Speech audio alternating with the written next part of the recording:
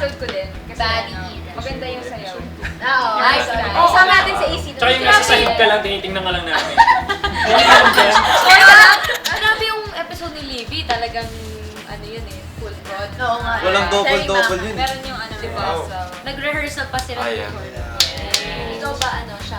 Ako, paborito ko eksena una yung ano, yung sinubukan nung paiyakan ni Direk bigla. Yung sa Nagsusorry. Oo. Papanood Sorry kayo.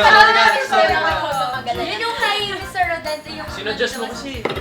Grabe yun, man. Sabi ni Direk sa akin, umiyak ka lang dyan. Tapos nakatitig lang sa akin si Olive. Sabi niya, Tinatawanan na siya. ganun na siya. Ano yun? Salamat sa support. Tsaka yung siya, tingin ka dito. Tingin ka dito siya. Basta ang daming advice, friend. Basta Diba? Nakakilig natin. Kaso rating. Thank you. Kilig na Siyempre, galing. Mas naalala ko ako ng